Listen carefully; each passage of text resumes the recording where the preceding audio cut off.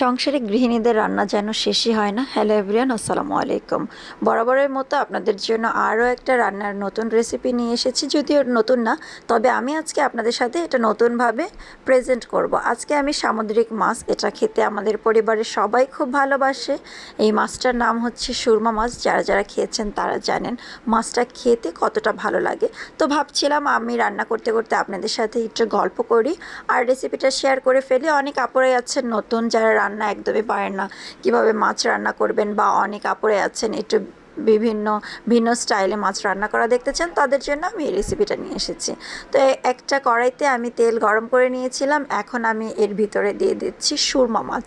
সুরমা মাছের সব থেকে ভালো লাগে যে জিনিসটা, এটা হচ্ছে গিয়ে কাঁটা কম, একদমই কম। ছোট বাচ্চারা তো খুবই পছন্দ করে যেহেতু কাঁটা নেই, আর মাছটার মাংসও বেশি থাকে। মাছটা খেতে খুবই ভালো লাগে। সামুদ্রিক মাছে আছে অনেক গুণাগুণ, এটা খাওয়া শরীরের জন্য ভালো, আবার মজাও লাগে।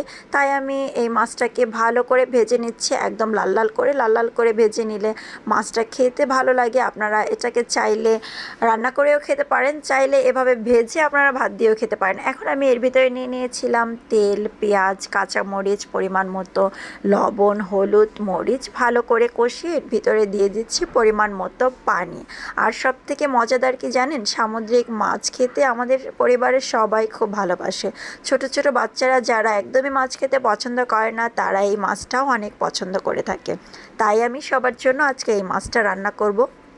বাবার বাড়িতে যখন ছিলাম তখন সামুদ্রিক মাছ একদমই ভালো লাগতো না, শুধু চিংড়ি মাছ আর ইলিশ মাছ খেয়েই জীবনটা বাঁচিয়ে দিয়েছিলাম। আর শ্বশুর বাড়ি থেকে যখনই এসেছি তখন কিন্তু সব প্রকার খাবারই শিখে গেছি। এটাই হচ্ছে আসলে আমাদের জীবন। মা বলতো, বাবার বাড়িতে খাচ্ছ তো এখন তোমার খেতে ভালো লাগবে না, যখন শ্বশুর বাড়িতে যাবো তখন সব খাবারই খাবা। আমার ক্ষেত্রেও কিন্তু সেম হয়ে গেছে। এখন আমি অনেক খাবার রান্না করাও শিখে গেছি, অনেক খাবার খাওয়াও শিখে গেছি। আসলে এটাই হচ্ছে মেয়ে মানুষের জীবন। বাবার বাড়ি আর শ্বশুর বাড়ি একটু ডিফারেন্ট আছে, যদিও বা পানিটা এখন গরম হয়ে গিয়েছিল আমার কষানোর সবগুলো উপকরণই।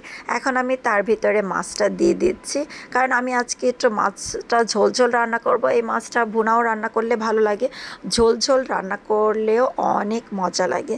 তো কী আর করার, ভাবছিলাম রান্না করি, আর মার কথা অনেক মনে পড়ছিল। মার বাসায় বসে খেতাম না, আর এখন দেখেন এই যে আমি সব রান্না শিখে গেছি। আগে তো বিছানায় বসে পানিও খেতাম না, মা পারলে খাইয়ে দিত। আর এখন সংসার থেকে শুরু করে বাচ্চা কাচ্চা সব সামলানো শিখে গেছি আলহামদুলিল্লাহ। এখন আমি ধনেপাতা দিয়ে দিচ্ছি, কারণ ধনেপাতা দিলে মাছের স্বাদ আরও বেড়ে যায়। অনেকেরই ধনেপাতা ভালো লাগে না, যাদের যাদের ভালো লাগে না তারা চাইলে এটা স্ক্রিপ্ট করতে পারেন। আমি তো খেয়ে থাকি। এই যে আমার রান্নাটা অনেক সুন্দর হয়েছে। আল্লাহ হাফেজ।